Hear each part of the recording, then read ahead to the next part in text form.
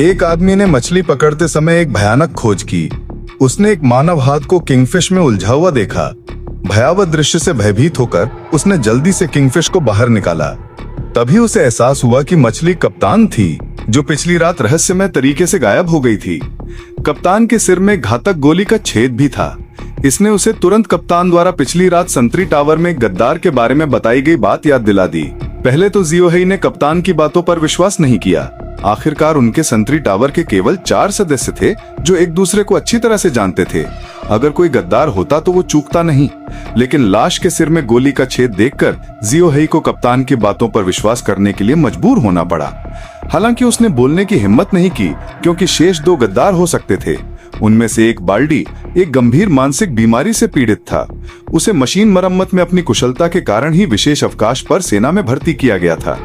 इसलिए जियो हेई ने निष्कर्ष निकाला कि बाल्डी एक गद्दार था। वो इतने लंबे समय से वीडियो खोज रहा था और मुझे भूख लगी थी। संयोग से मुझे हाल ही में पता चला कि जियान यू के पास बचत के लिए बहुत सारे कूपन थे।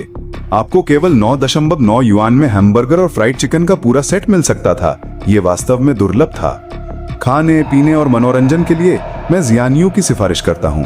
जियान यू वाकई अद्भुत है। हालांकि जैसे ही उसने ये सोचा, जियान यू को अन्ना की सुरक्षा की चिंता हुई। अन्ना उसकी प्रेमिका थी, लेकिन अन्ना और बाल्डी पहले ही डूबे हुए जहाज को बचाने के लिए जा चुके थे।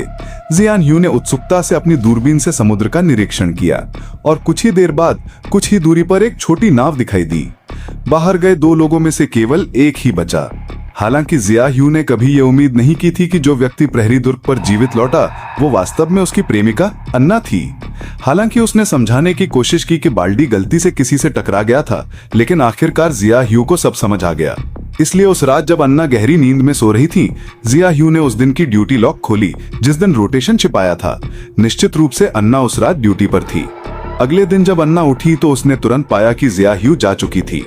कुछ गड़बड़ होने का एहसास होने पर अन्ना कॉकपिट की ओर दौड़ी। हालांकि बहुत देर हो चुकी थी। जिया ह्यू ने पहले ही वॉच टावर का सेल्फ डिस्ट्रक्ट डिवाइस चालू कर दिया था। कोई रास्ता ना देखकर अन्ना ने अपनी पहचान कबूल कर ली। पता चला कि वो वास्तव में किसी दूसरे देश से भेजा गया था जहाज।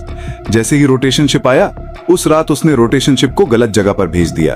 फिर कोहरे की आड़ में वो जहाज के पास पहुंची और उस पर सवार 4 सैनिकों को मारने का मौका पा लिया। उसकी योजना कप्तान से परमाणु हथियार की चाबी हासिल करने की थी। अप्रत्याशित रूप से जिया ह्यू को उसकी योजना का पता चल गया। जिया ह्यू ने बिना किसी देरी के आखिरी बटन दबा दिया।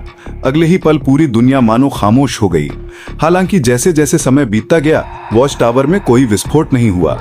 पता चला कि कैप्टन के पास कोई परमाणु हथियार ही नहीं था। यह सब दुश्मन को डराने के लिए जानबूझकर लीक किया गया एक झूठ था। फिलहाल वहां से जाने में असमर्थ दोनों बस अपना बेशरम और आनंदमय जीवन जारी रख सकते थे। आज के लिए बस इतना ही। अगली बार मिलते हैं।